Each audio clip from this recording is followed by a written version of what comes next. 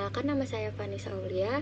Saya dari TI 4802. NIM saya 10201240038. Di sini saya akan menjelaskan beberapa materi yang ada dalam CLO1 mata kuliah Kimia Dasar.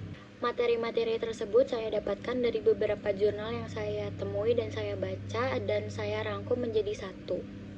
Berikut adalah beberapa jurnal-jurnal dan penulis yang saya baca dan saya rangkum. Sebelum saya menjelaskan resume yang saya buat, saya memiliki dua pertanyaan. Pertanyaan pertama adalah pada abad keberapa adanya perubahan cara pengelompokan unsur dari massa atom ke nomor atom? Jawabannya adalah abad ke-20.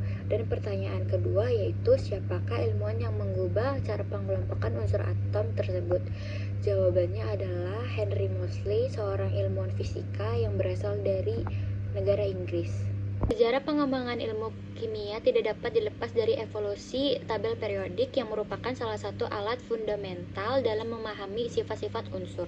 Tabel periodik adalah peta interaktif yang menggambarkan bagaimana atom-atom dalam dunia kimia saling berhubungan berdasarkan fisik dan sifat kimia mereka. Perjalanan panjang menunjukkan bahwa tabel periodik modern adalah cerminan dari bagaimana pemahaman manusia tentang kimia terus berkembang seiring berjalannya waktu. Dari masa awal penemuan unsur-unsur hingga era sains modern yang berbasis teknologi canggih. Seiring dengan perkembangannya ilmu pengetahuan, struktur tabel periodik mengalami berbagai perubahan.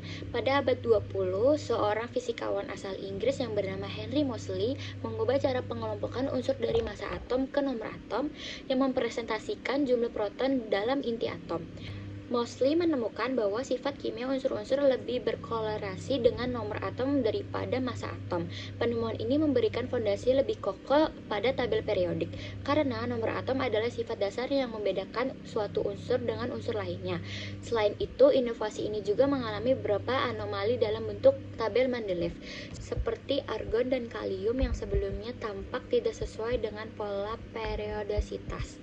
Pada tahun-tahun berikutnya, penemuan konfigurasi elektron memberikan dimensi baru dan pemahaman terhadap tabel periodik.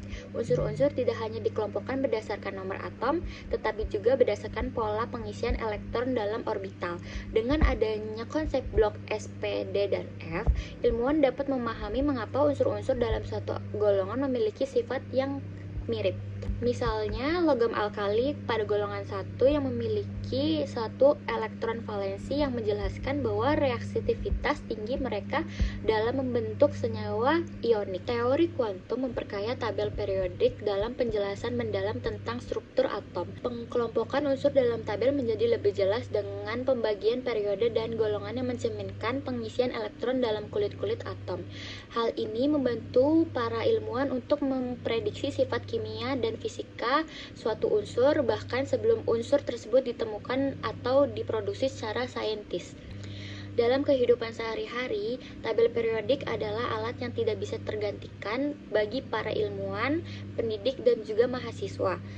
Pemahaman tentang struktur dan pola tabel periodik membantu memprediksi reaksi kimia, pengembangan materi baru, hingga memecah tantangan dalam industri lingkungan. Misalnya dalam pengembangan baterai lithium-ion, pemahaman mendalam tentang sifat logam alkali dan logam transisi sangat penting. Di bidang medis, isotop radioaktif yang ditemukan dengan memanfaatkan tabel inspirasi dalam pengembangan teknologi dan terapi kanker.